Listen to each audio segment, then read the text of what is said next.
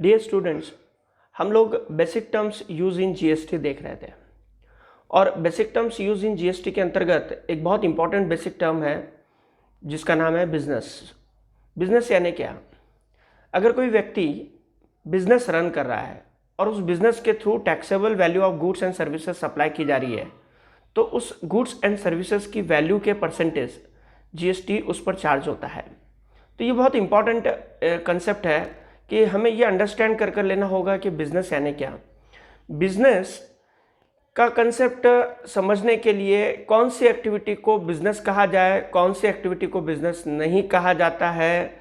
जो activity business है उस एक्टिविटी के अंतर्गत गुड्स एंड सर्विसेज का सप्लाई हो और गुड्स एंड सर्विसेज के सप्लाई के थ्रू अगर वो गुड्स एंड सर्विसेज टैक्सेबल है तो उस बिजनेस के अंदर की गुड्स एंड सर्विसेज के सप्लाई की एक्टिविटी पर जीएसटी चार्ज किया जाता है। तो एक बहुत इंपॉर्टेंट डेफिनेशन बिजनेस यानी क्या, और यह जीएसटी के अंतर्गत एक इम्पॉर्टेंस रखने वाली डेफिनेशन हम लोग आज यहाँ पर डिस्कस करेंगे। So let us begin with a new concept that is called business. Dear students, अगर हम बिजनेस की बात करें तो बिजनेस के अंदर तीन बातें इंक्लूड होती है। यहाँ पर बिजनेस का एक टेक्निकल डेफिनेशन दिया हुआ है। बिजनेस इंक्लूड्स ट्रेड, कॉमर्स और मैन्युफैक्चरिंग। शुरुआत करते हैं। अगर कोई व्यक्ति ट्रेड एक्टिविटी में एंगेज है, कोई व्यक्ति कॉमर्स एक्टिविटी में एंगेज है और मैन्युफैक्चरिंग कर रहा है, ये तीनों एक्टिविटी को बिजनेस के अंदर इंक्लूड किया गया है। So business includes trade, commerce और manufacturing. Any adventure in the nature of trade, commerce और manufacturing run with the motive of profit और without motive of profit are also included into the meaning of business. Students, trade यानी क्या? Purchasing and selling activity. अगर कोई business organisation goods purchase कर रहा है और वो गुड्स सप्लाई कर रहा है तो वो परचेस एंड सेल एक्टिविटी को हम ट्रेड एक्टिविटी कहेंगे। कॉमर्स यानी क्या? सो कॉमर्स के अंतर्गत aids to trade means addition to trade. If any incidental और एंसिलरी एक्टिविटीज और services which is necessary for the purpose of business then that activities, that services are included into the meaning of commerce. And manufacturing यानी क्या? Conversion of raw material into finished goods. Raw material को finished goods में convert करना यानी manufacturing. So trade activity, commerce activity और manufacturing activity या कोई adventure यानी एक special activity जो in the nature of trade हो, commerce हो या manufacturing हो, इस तरह की activity may be with the motive of profit run हो या without motive of profit run हो। मीन्स अगर किसी बिजनेस ऑर्गेनाइजेशन का उद्देश्य प्रॉफिट कमाना है और प्रॉफिट कमाने के लिए वो बिजनेस ऑर्गेनाइजेशन अपने गुड्स एंड सर्विसेज को सप्लाई किया जा रहा है तो वह एक्टिविटी भी बिजनेस है। और अगर किसी बिजनेस एक्टिविटी के अंतर्गत बिजनेस का मेन मोटो प्रॉफिट कमाना नहीं है, नो प्रॉफिट नो लॉस, ये प्रिंसिपल पर वह बिजनेस अगर रन कर रहा है तो उस बिजनेस के अंदर भी अगर कोई goods and services no profit motive से अगर सेल आउट हो रही है, उस बिजनेस में गुड्स एंड सर्विसेज सेल की जा रही है, सप्लाई की जा रही है और प्रॉफिट कमाना उस बिजनेस का मेन उद्देश्य नहीं है, तो भी उस एक्टिविटी को हम बिजनेस कहा जाएगा और बिजनेस के डेफिनेशन में उसे इंक्लूड किया जाएगा। अब बिजनेस के डेफिनेशन को अगर हमें समझना है तो यहाँ पर एक एग्जाम्पल मैं कोट कर रहा हूँ। इस एग्जाम्पल के अंतर्गत हमने बिजनेस के पूरे एक्टिविटी को अलग अलग पार्ट्स में डिवाइड किया है। सो बिजनेस यानी क्या? बिजनेस को अगर हमें समझना है तो हमें इसको डीप में समझ सकते हैं।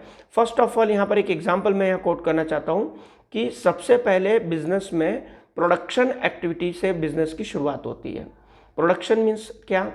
नेचुरल रिसोर्सेस को यूज कर नेचर के द्वारा रॉ मटेरियल को प्रोड्यूस करना। अगर कोई एक्टिविटी एग्रीकल्चर से रिलेटेड है या नेचर से हम किसी रॉ मटेरियल को एक्सट्रैक्ट करते हैं तो उस एक्टिविटी को हम प्रोडक्शन कहेंगे। एग्जाम्पल के तौर पर अगर एग्रीकल्चर एक्टिविटी में कॉटन का प्रोडक्शन हुआ है या व्हीट का प्रोडक्शन हुआ है, किसी किसान ने खेती कर गेहूं का उत्पादन किया है या कपास का उत्पादन किया है, तो कपास या गेहूं के उत्पादन को हम प्रोडक्शन एक्टिविटी कहेंगे। यहाँ से हमें मैन्युफैक्चरिंग पर्पस रॉ मटेरियल प्राप्त होता है।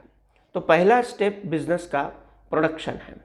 प्रोडक्शन होने के बाद ये रॉ मटेरियल मैन्युफैक्चरिंग एक्टिविटी में शिफ्ट किया जाता है। मैन्युफैक्चरिंग यानी क्या? मैन्युफैक्चरिंग यानी conversion of raw material into finished goods.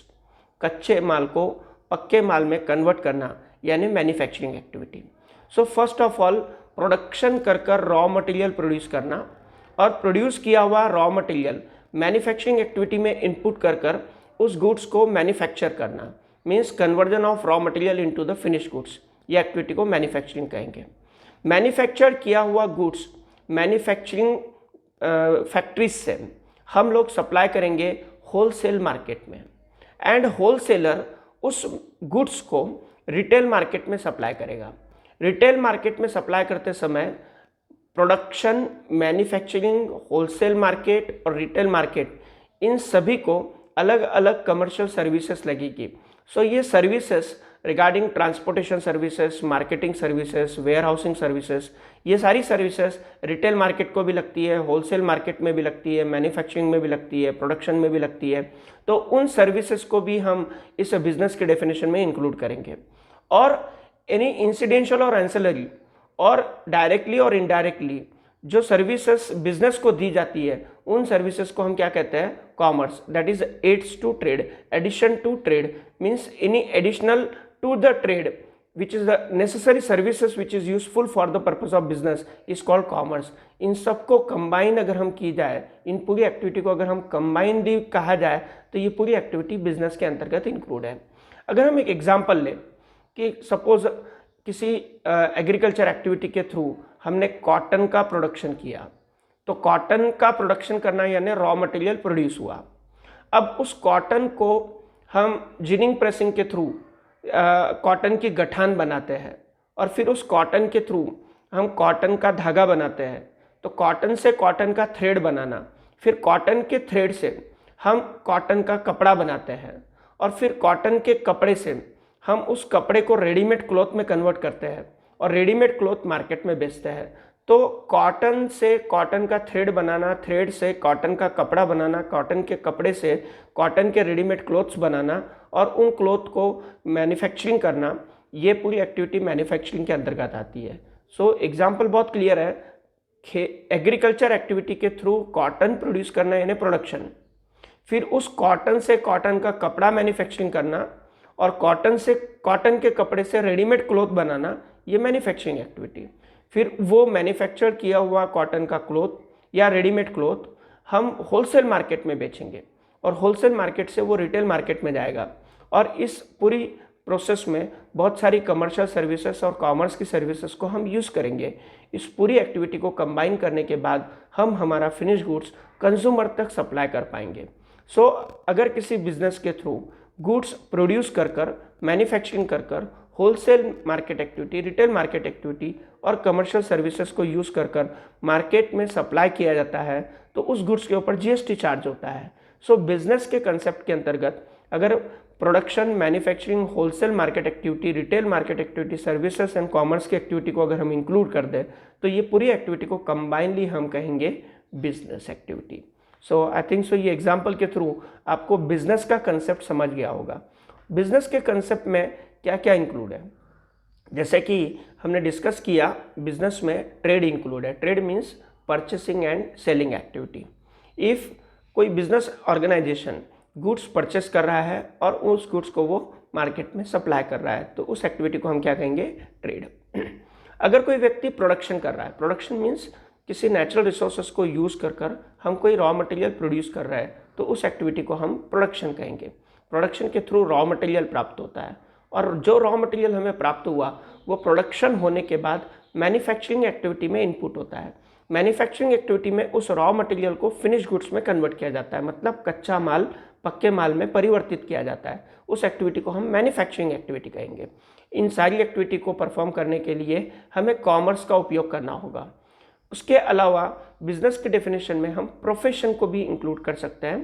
Profession यानी कुछ ऐसे पर्सन होते हैं जिनके पास कोई स्किल्ड नॉलेज होता है, और कुछ प्रोफेशन अनस्किल्ड प्रोफेशन भी होते हैं। तो दोनों प्रोफेशन के दो टाइप है, skilled profession and unskilled profession. Suppose किसी प्रोफेशन के अंतर्गत कोई स्किल्ड क्वालिफाइड पर्सन ने अपनी प्रोफेशनल सर्विसेज दी तो उसे हम कहेंगे स्किल्ड प्रोफेशन। एग्जांपल, कोई चार्टर्ड अकाउंटेंट है, उसने प्रोफेशनल नॉलेज गेन किया, चार्टर्ड अकाउंटेंसी की डिग्री हासिल की और चार्टर्ड अकाउंटेंसी इंस्टीट्यूट का वो मेंबर बना, और वो चार्टर्ड अकाउंटेंट ने अपने ऑफिस से accounting, auditing and taxation services supply की, तो मैं इस प्रोफेशन को स्किल्ड प्रोफेशन कहूँगा।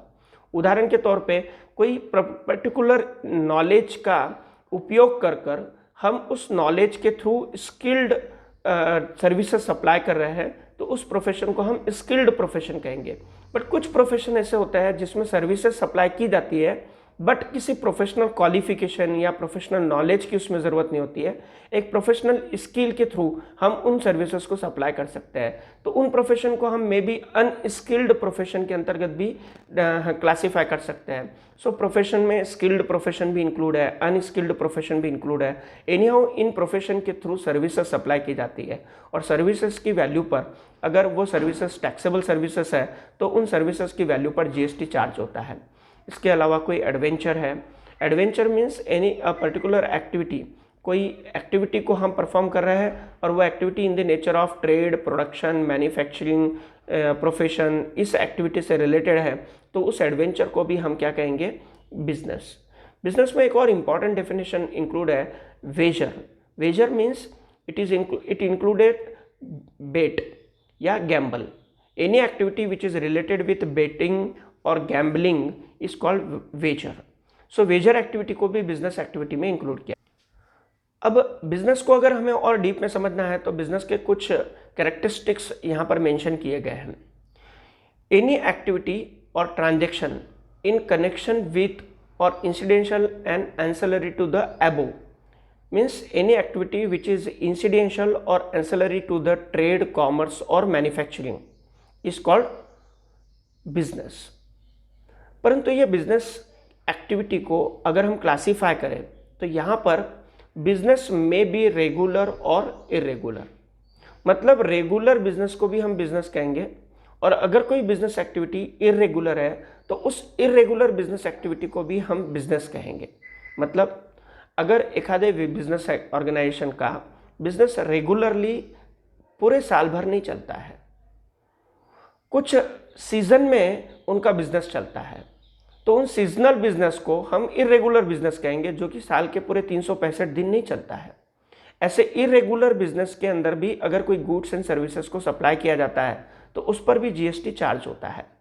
एग्जाम्पल के तौर पे समझिए कि जैसे अभी दिवाली का समय था और उस दिवाली के सीजन में किसी ने फटाके की दुकान लगाई और फटाके की दुकान पर फटाके सेल आउट हुए, तो फटाके का जो बिजनेस है वो में भी 10 या 15 दिन के लिए चला, और 15 दिन के अंदर एक अगर हम माने तो उस फटाके की दुकान से taxable goods and goods supply किया गया, और टैक्सेबल गुड्स का टर्नओवर अगर जीएसटी के अनुसार टैक्सेबल होता है तो इन दैट सिचुएशन वो फटाके का जो सप्लाई हुआ, वो गुड्स का सप्लाई हुआ, मे बी ये बिजनेस ओनली 10 दिन के लिए चला, और 10 से 15 दिन का ये बिजनेस जो कि इरेगुलर बिजनेस है, सीजनल बिजनेस है, इस बिजनेस में अगर कोई गुड्स का सेल होता है तो उस सेल के ऊपर भी जीएसटी चार्ज होगा। तो इरेगुलर बिजनेस मतलब मार्केट में कुछ बिजनेस सीजनल नेचर के होते हैं, जो बिजनेस पूरे साल भर नहीं चलते हैं, और ऐसे बिजनेस में भी गुड्स एंड सर्विसेज सप्लाई की जाती है, तो उन इरेगुलर एक्टिविटी को भी बिजनेस में इंक्लूड किया गया है। और कुछ बिजनेस रेगुलर चलते हैं, साल के 365 दिन चलते हैं, और वो बिजनेस लॉन्ग टर्म पीरियड के लिए चलते हैं, तो लॉन्ग टर्म पीरियड के बिजनेस को भी बिजनेस कहा जाता है एंड शॉर्ट टर्म पीरियड के बिजनेस को भी बिजनेस कहा जाता है। बिजनेस में be run with the motive of profit और विदाउट मोटिव ऑफ प्रॉफिट और इन लॉस। यहाँ पर 3 कंसेप्ट है। अगर किसी बिजनेस ऑर्गेनाइजेशन का मेन ऑब्जेक्ट प्रॉफिट अर्न करना है तो उस एक्टिविटी को भी हम बिजनेस कहेंगे, और अगर किसी बिजनेस ऑर्गेनाइजेशन का जो मेन ऑब्जेक्ट है वो नो प्रॉफिट नो लॉस है, so no profit no loss में चलने वाली एक्टिविटी को भी हम बिजनेस कहेंगे। और अगर कोई बिजनेस लॉस में चल रहा है तो उस एक्टिविटी को भी हम बिजनेस कहेंगे।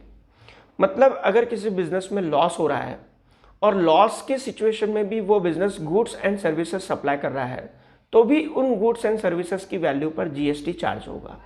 अगर किसी बिजनेस का main object no profit no loss है, लाइक कोई ट्रस्ट होती है, कोई सोसाइटी होती है, और उनका मेन ऑब्जेक्ट होता है कि प्रॉफिट नहीं कमाना, मतलब सोसाइटी को सर्विस पॉइंट ऑफ व्यू वो अपनी सर्विसेज देना चाहते हैं या अपना गुड्स सप्लाई करना चाहते हैं, उनका मेन ऑब्जेक्ट है सोशल सर्विस।